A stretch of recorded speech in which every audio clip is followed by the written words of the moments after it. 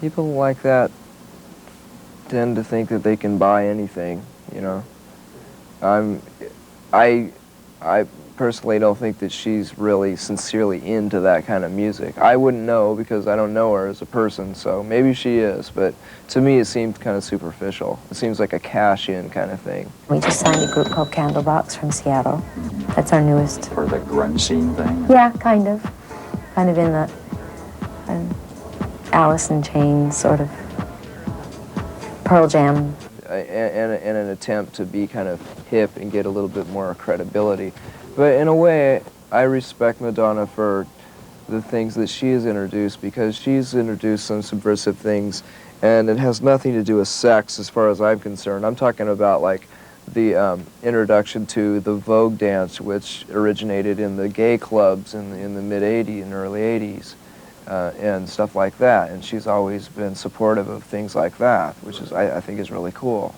She's just from a different world, you know, so I don't expect her to understand punk rock, because, I mean, obviously she knew about punk rock.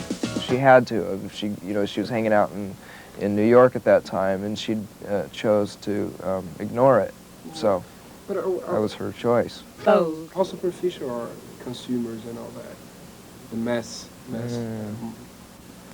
I don't know. It's hard to say right now because it seems like people, well, generally people are looking for things that are a bit more sincere and real now. I try to be optimistic enough to hope that people are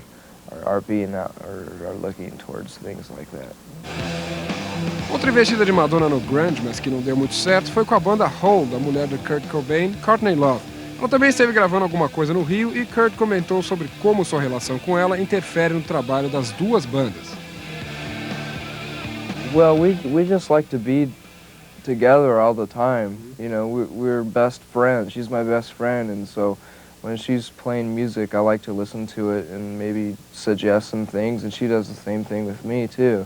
And this was just an opportunity for her to. She came with us, and Patty, her drummer, came too.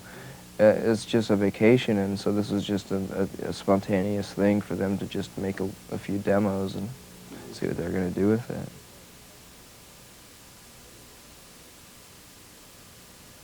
I think we played a couple of new songs, and then we did some new wave songs, you know, when we started jamming and stuff, but for the most part, we don't want to over-practice the new songs.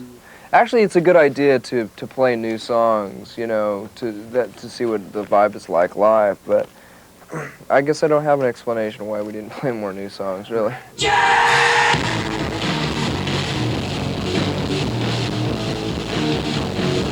Normally we do, but a while ago we got so tired of people bootlegging stuff, and we want the new album to be more or less a surprise. We don't want anyone to know what the new songs sound like.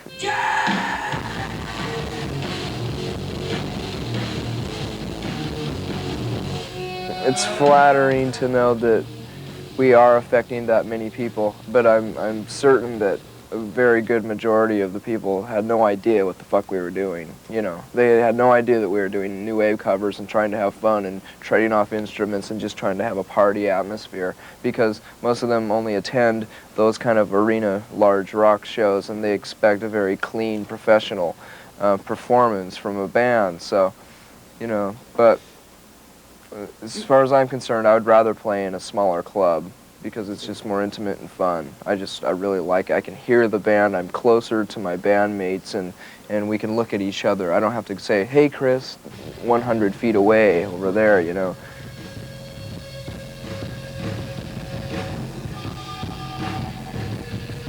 And I've never hardly ever enjoyed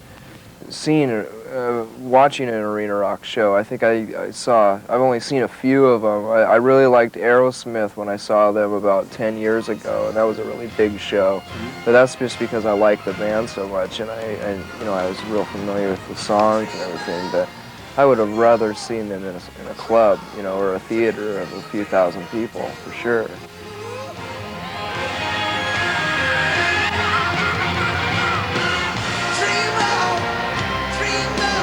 I've never heard a band that sounds like us. I can't say that I've heard a band who sounds like they rip us off or have been influenced by us, and if they have been influenced by us, I hope they've just been influenced by the sincerity we try to put off.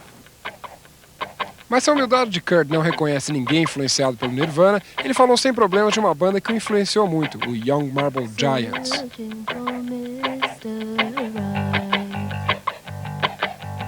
I'm heavily influenced by them. It doesn't sound like it in our music, but they're just the emotions they evoked and the feeling, the sincerity and all that is just and the songwriting I think is fantastic, and it's so original too. You know, no drums, you know, except for the little tick tick tick Casio thing.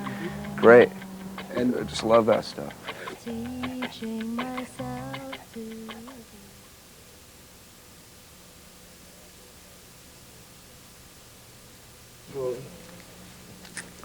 Arnaldo Baptista, is that how you pronounce his name? That's it.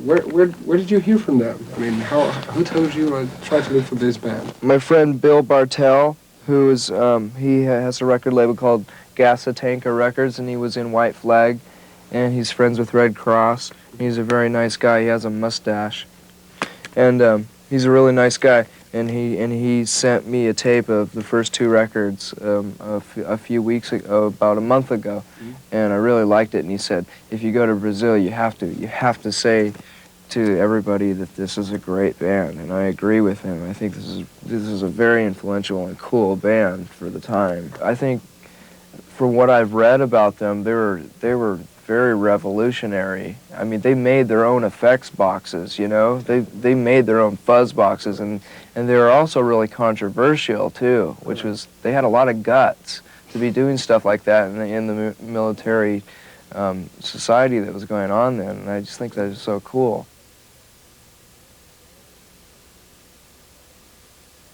Is that? Do you have... Well, we're not necessarily working, we're just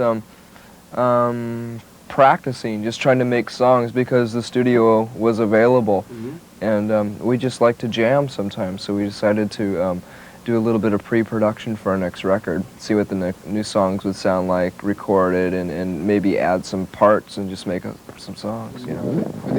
Nirvana is not in the kind of pressure to do a new album. That's not why you're working here in Rio. No.